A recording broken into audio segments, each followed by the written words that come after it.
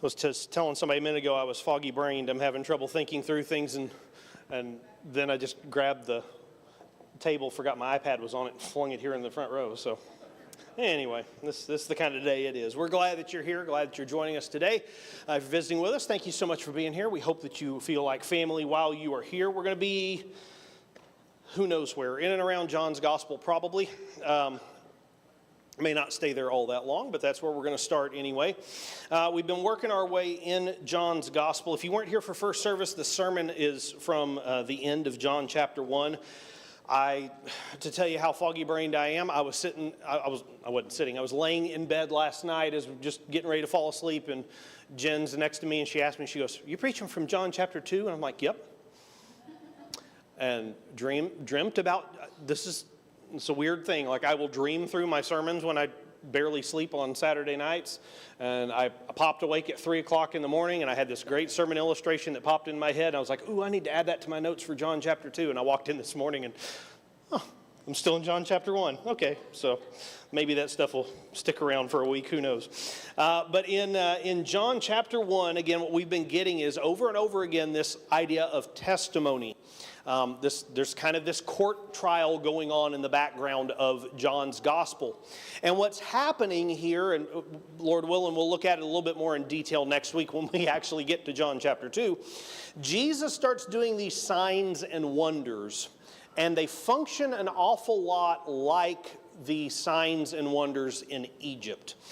We mentioned last week that John is very attuned to what's going on in Exodus. John 1:14 is riffing on a whole lot of Exodus, chapter 33 and 34. Sorry, had to wait for the lazy Susan to come around again. John 33 and 34, and what's going on with God revealing himself to Moses. Yahweh, full of compassion and mercy, slow to anger, abounding in love and faithfulness. And so, when Jesus is said of him that he came full of grace and truth, we ended up talking about that verse. And again, a perfectly legit translation of God's statement of himself there is he is the gracious God. Oh, there's grace. And we typically say faithfulness, although almost as often in your Old Testament, that word is translated as truthfulness. He is the God of grace and truth. Here Jesus comes and he is grace and truth. So John is thinking a whole lot of Exodus type of language going on here. And so as we start getting into the signs and wonders in John's gospel, what we start seeing is the signs and wonders fly right in the face of the Roman gods. Of all the gods of the empire that people would worship or celebrate, or all the festivals that people would do, you start looking at what Jesus does in this gospel. They tend to be different signs. And I'm intentionally avoiding the word miracles, because that's not the word that John uses. He uses the word signs. They point to something about Jesus. And so as we look at those signs, they are pointing toward a truth about Jesus. Again, just a little forward for what we're going to be doing next week with that. But we get a little bit of that here at John's Gospel, chapter 1. One of the things I want us to notice is that Jesus is portrayed to Jew and Gentile alike in John's Gospel. Matthew's Gospel is very Jewish. Very Jewish. He's continually quoting the Scriptures as it's written. Well, of course you would know that, right? Because you're a good Jewish person, you know this, right? And he says things in Jewish ways and doesn't bother to explain them. John is thinking very Jewish as well, but he stops to explain them to Gentiles. By the time that John is writing this gospel, the church is pretty 50-50 Jew and Gentile. So just to throw something out there and assume everybody's going to understand it, that's not John's operation. So look at chapter 1 and verse, where is it? 38 and a half. Chapter 1, verse 38 and a half. They said, "Rabbi," parenthetically, which means teacher. Again, why do you have to explain what the perfectly good Aramaic Hebrew word rabbi means? Because you're writing to people who don't know what it means, right? And so you're going to substitute in the Greek word there that they would get. Look at verse 41. The first thing Andrew did was to tell his brother Simon, we have found the Messiah, parentheses, that is the Christ. Again, Christ is not his last name. Okay? There's a hilarious comedy skit by Michael Jr. Is that the comedian's name, Michael Jr.? He talks about Jesus' brothers. What if you were not Jesus Christ, but you were James Christ? And it's kind of funny, right? Because you're James at the party, and they're like, hey, guys, we ran out of drinks. James, can you do your thing? Well, I'm not Jesus. I'm James. Anyway, Christ is not his last name. It's his title. And so we're getting the Aramaic Hebrew word, Messiah, and he feels the need to translate it into Greek so that people understand it. Christos, Christ, which means Messiah, which means anointed one, okay? And we get to that whole prophet, priest, and king thing through there.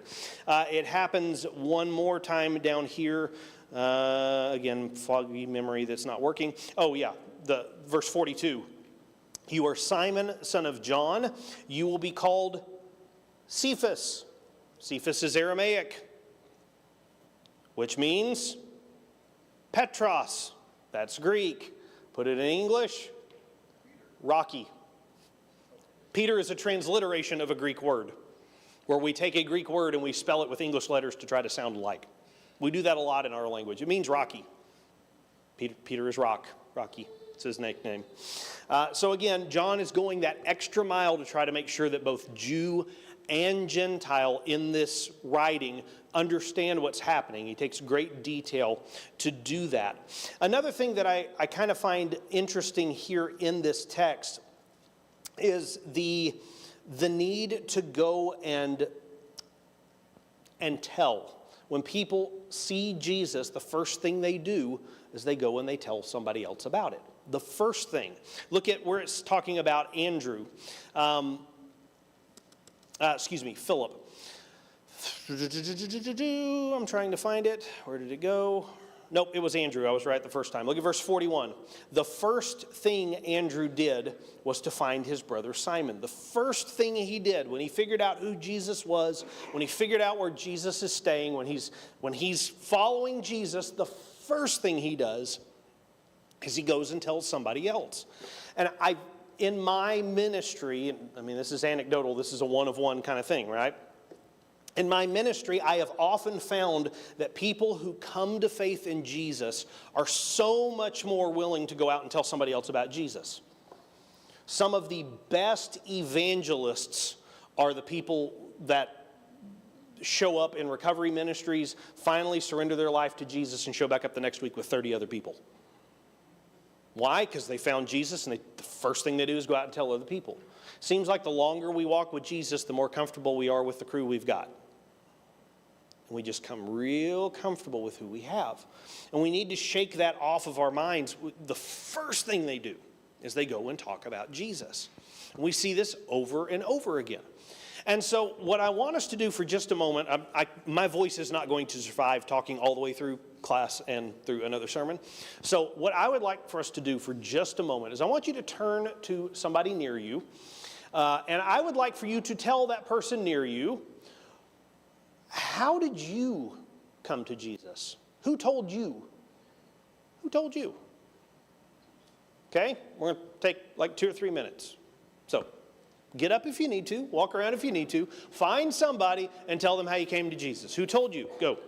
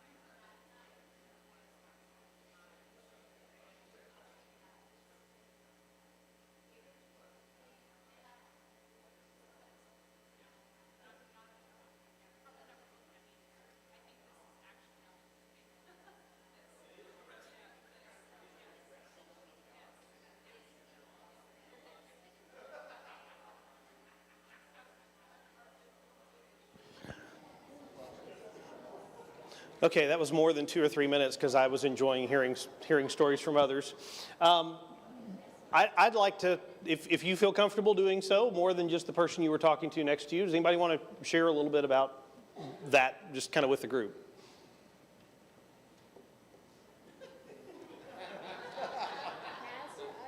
Go for it. But it's not for me, it's him. Okay. Oh, you're going to share his story. Well, A miracle. When we were in high school. you're okay. Oh, I got a big voice, but, okay, so they can hear me from there. When we were in high school, he was adamant there's no God. And I always believed in Jesus, but not walking with him. So the years go on, he gets married, I get married, and 30 years pass. And I got a Christmas card from his mom and dad that his wife had passed away. So we talked on the phone. About a month later, he came down to our hometown where I was still living, met him at his hotel room, and the first thing he says to me is, "I've never seen you drive before." I thought that was so cute. I wasn't allowed to drive back then. Okay. In that hotel room, every other word out of my mouth was about the Lord. Just, I don't know where it came from, except from the Lord. And I was thinking to myself, well, I'll never hear from him again, you know. The next day he came over to my house, and again it was just like the Lord took over the conversation. And he went outside, I followed him out, and I just said to him, "Lane Allen, if you were to die tonight, do you have the assurance that you would go to heaven?" And he said, "No." I said, "Well, would you like that assurance?" And it was like the boldness of the Lord just took over. And he said, "Yes, more than anything."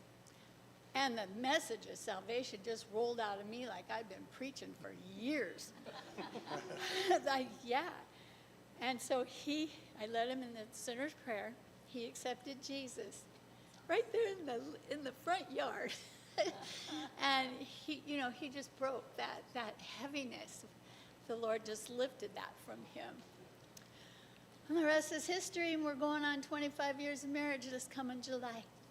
But you went home, and his mom and dad have been praying for him for years. He went home, told his mom and dad he started going to church with them. We had a year long-distance relationship. We would do like a Bible study over the phone, and he'd go to church that Sunday, and the pastor there would wind up talking about the same thing we did. So it's a godsend. That's awesome how God works. Thank you for sharing that. Any others?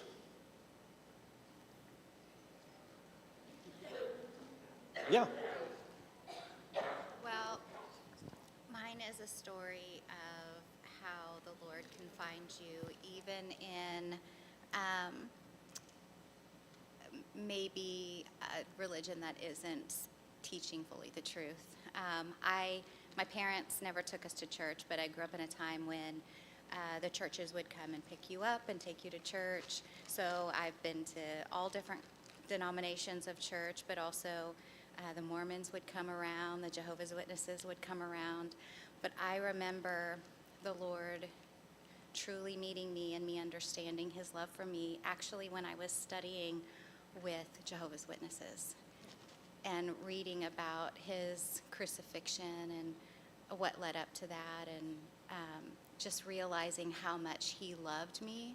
And so he met me even in that place where I wasn't receiving full truth. He encountered me there. Love that. Love that. There's times in our lives where I debated about whether to share this or not. I guess I'll go ahead and share this. So we were talking over here a minute ago, and Amy goes, "Well, what's your story?" And I was like, I may share it. I grew up in church. Who told me about Jesus? The lady rocking me, pretty much, my parents. That lady that rocked me still sits right behind my parents at church. Like I bet if I were just to teleport right now to Sherman, Texas, she's sitting right there. And she rocked me. She rocked our babies when we were newly parents. Just good, godly people that were always there to point me to Jesus. But I was stubborn. That comes as a shock to some of you. Others, you're like, we know. I was pretty stubborn. And what I would do is I would see my friends, they go forward at church and they go, yep, I want to follow Jesus. And yeah, they'd be baptized. And then I'd see them Friday night doing the exact same things they were doing last week. And I just wouldn't see a whole lot of change. And I kept going, well, if following Jesus means you don't do anything different, then why do I need to do anything different?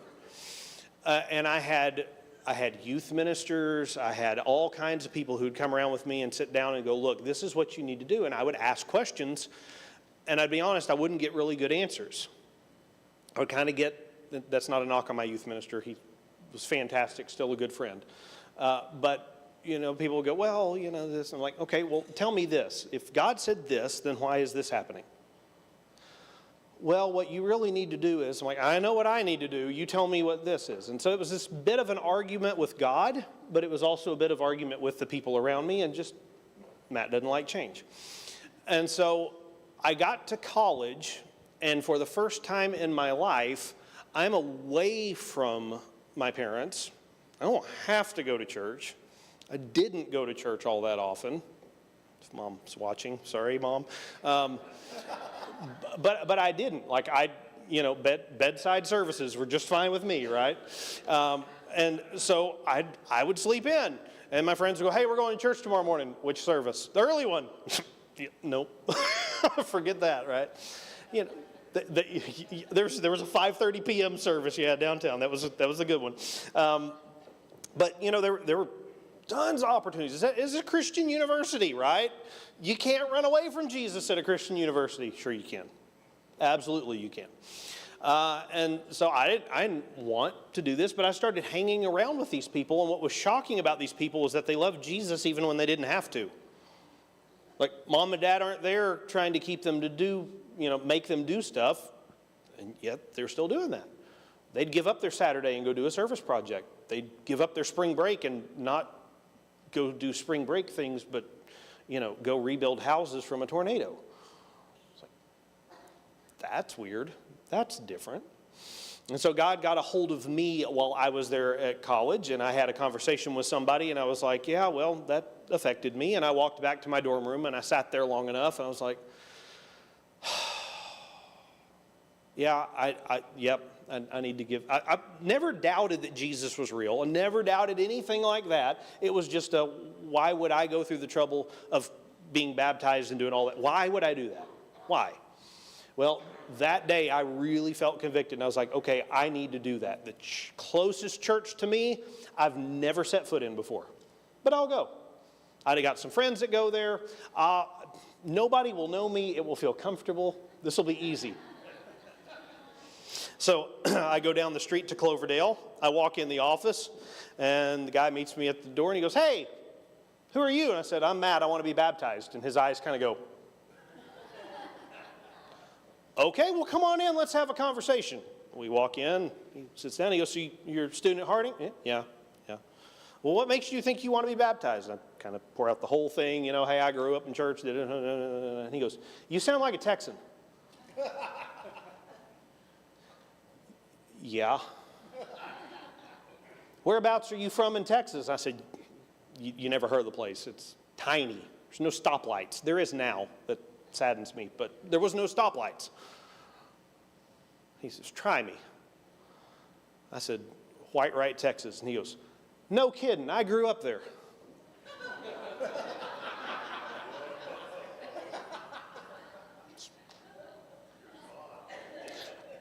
Okay. He goes, who are your parents? I said, well, my dad didn't grow up there. Well, who's your mom? Her name is Karen. And he goes, Karen Darwin? I went, yeah. I have known your mom since I was this tall. Then I told him who my dad was, and he's like, oh, I know Bruce. I'm like, okay, so here I was trying to run away from God and going, man, I'm just going to sneak in here and nobody's going to know me. And the guy who knows everything about my family is the guy. And so I sit there and I talk with Tom for a few minutes, and we get to know each other really well. I was baptized that day, and I would love to tell you that from that moment on, it's been an easy walk, but it hasn't. It's got its ups and downs. The reason that God calls Israel, Israel, is the idea that they wrestle with him. And your walk is a wrestle with God. There have been moments where I was preaching sermons and I would go back to my office and go, I'm not sure I believe that. I have to preach that because that's what my church believes, but I'm not sure I believe that. And so there's a whole stack of sermons in my office in a box. Actually, it's actually in Cooper's office right now, but it's in a box. He doesn't know which box because I won't tell him. But nobody's really allowed to read them. They're just there for me to remember. I had to wrestle with my faith. I had to come to believe what I believe on my own. I couldn't just take what was told me. I started there, but it took a growing and a wrestling and a stretching and a whole lot of heartburn to be able to get where I am today. Now, I share that with you because we come to the Lord in different ways, right? We some of us are born and raised in it. Some of us had no struggle at all. Some of us have just cruised right in. Others, it's been a real struggle. Others go from, I don't believe any of that, to, yeah, I believe. Others of us, it was just, something you do, to, no, it's who I am. And so it's different for different people. And what I have found is that when we're talking about come and see with Jesus, when it's our job as disciples to go and make disciples, to call people to follow Jesus, so often we walk in this idea of, well, there's got to be a formula, right? Anybody worked in sales before? Did you have a script where if you just go down this script, I guarantee you people will buy what you're selling? Okay, I for a short time I was dealing with a script like that, I will tell you. Did you know people are different? Did you know not everybody's the same? It's shocking, I know. But what you'll find out is that what works with somebody doesn't work with somebody else. And so the idea that we're going to be like used car salesmen and go around and sell Jesus, it's not a good idea. What we find is that people, I want you to just look at who does what here. Again, we read this text in the sermon, but we're not covering it like this. This is verse 35. The next day, John 1, verse 35. The next day, John was there again with two of his disciples. When he saw Jesus passing by, he said, "Look, the Lamb of God."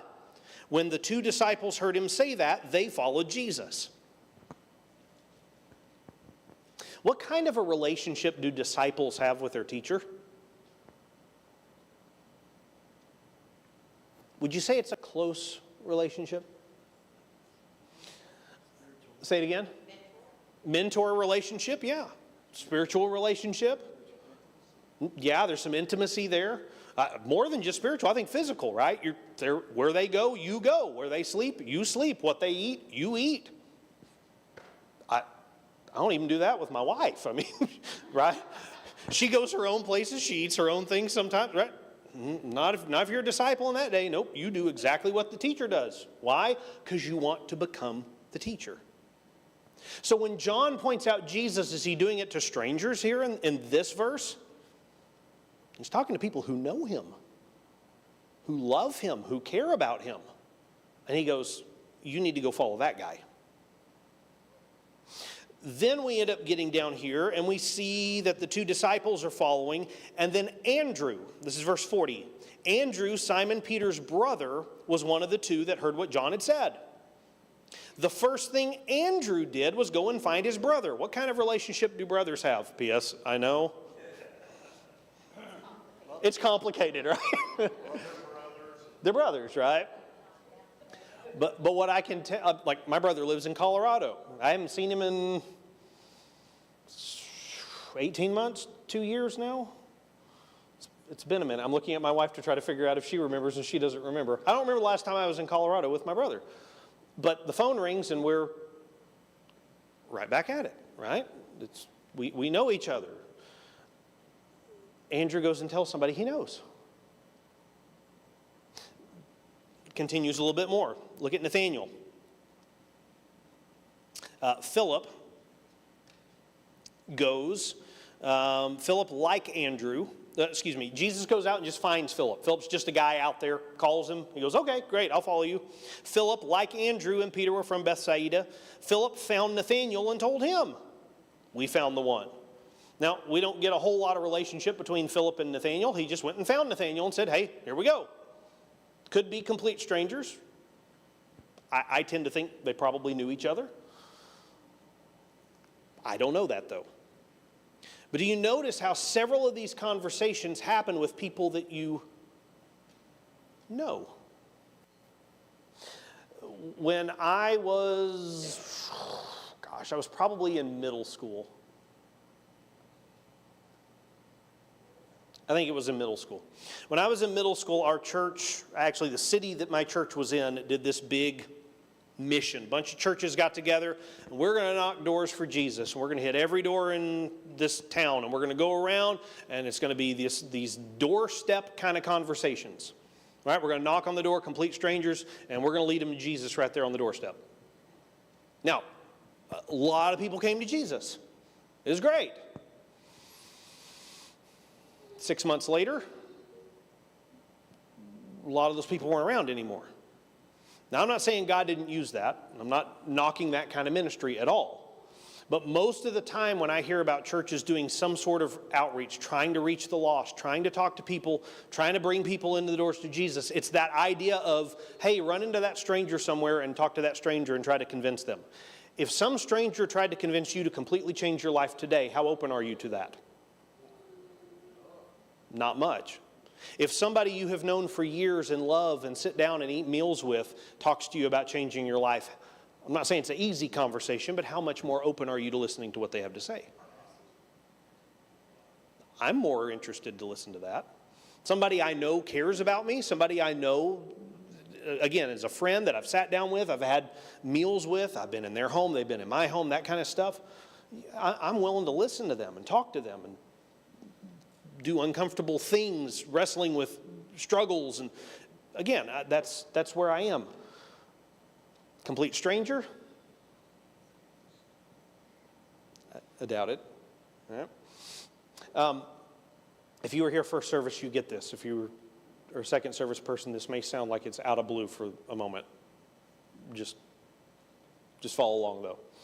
One of the things we talk about in Celebrate Recovery all the time is a biblical principle from James's letter. Confess your sins to each other and pray for each other so that you may be healed. Okay? How likely are you to meet somebody in the checkout line at Walmart today and confess your sins to them?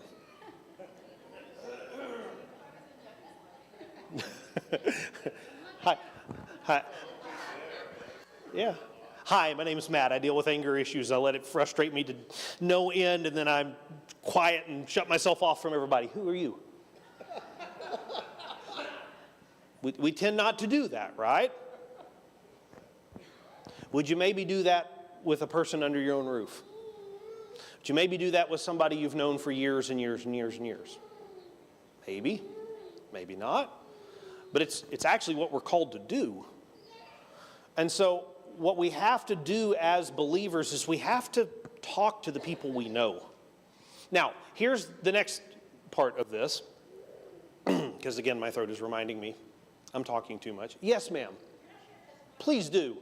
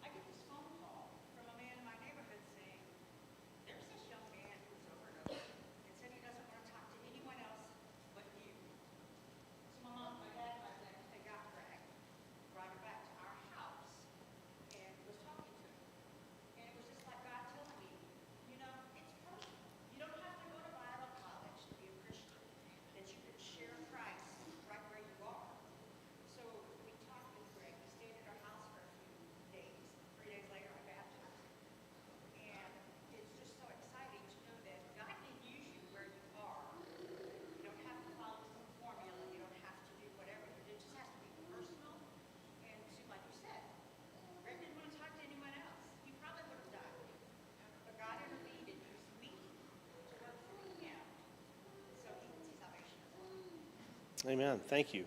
I love that phrase that you use, that God can use you where you are. And that's exactly right. Matthew's gospel, end of chapter 9, early chapter 10. Jesus is walking around and he looks out and he sees all the broken people, and splanksonomai, wonderful Greek word that means like gut punched. He's sick to his stomach at what he sees. And he says, pray to the Lord of the harvest to send workers into the harvest, for the fields are ripe, right? The very next thing he does, he tells his disciples to pray for somebody to go out there, and then he goes, hey, you're it. You're the answer to the prayer you've given, all right? How often we ask God, man, God, please do something. Send somebody to talk to these people. Well, you know them. God's put you there. So here's what I would like for you to do for just a couple moments. I would like for you to think and share with, it could be the same person you were talking to a minute ago. It could be somebody totally different. Who is somebody in your life that does not walk with Jesus, maybe never has walked with Jesus, or they're currently not walking with Jesus? You can fill that in however you want to. That you know that if you took them for coffee and sat down and had a conversation with them, they'd listen to you. They'd talk to you. They love you, and you love them. So, talk with whoever it is, and share who that person is and how you know them. Ready, set, go.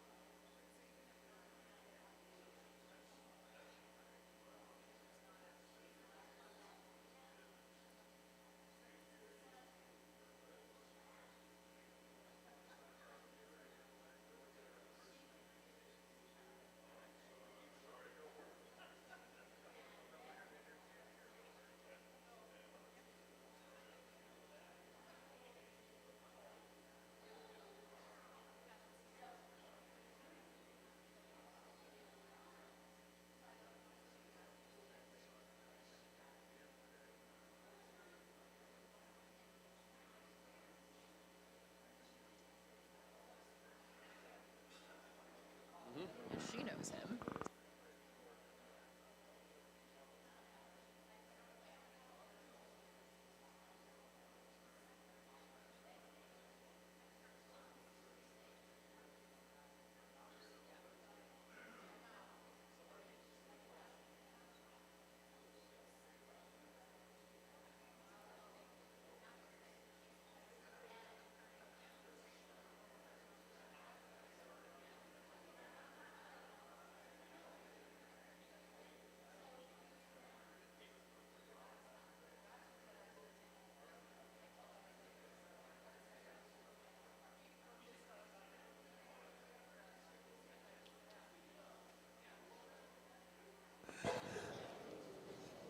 All right, so I'll tell you a couple of conversations that we were having in our corner is that, well, sometimes it's hard if you're only around Christians, right? If I'm surrounded by Christians, then they know Jesus, and the conversations come naturally, right? We talk about Jesus because we all know Jesus, right? We pray for each other because we all want to pray for each other. I did something about 6 months ago, 7 months ago, and I took a step that put me around non-believers on a regular basis in a situation where I get to talk to them. Now, I had that at various other ministries and various other ways, but I have found that God has worked through that setup to put me in front of people who really need prayer, who are really open to listening to something, and I'm able to do something. Now, those conversations don't usually last very long. Sometimes there's follow-ups and, hey, you said about, And again, I don't know what God is going to do with them. That's not my problem. And I say that kind of sarcastically, but it's not, right? I can preach a perfect sermon. Yes, sir.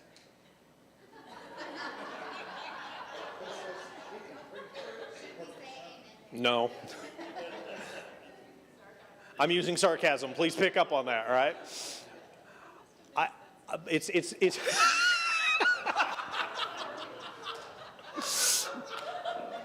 I did too, Vicky. If you couldn't hear what Vicky said, I must have missed that sermon. I did too. What I'm trying to get at is you can present the gospel flawlessly.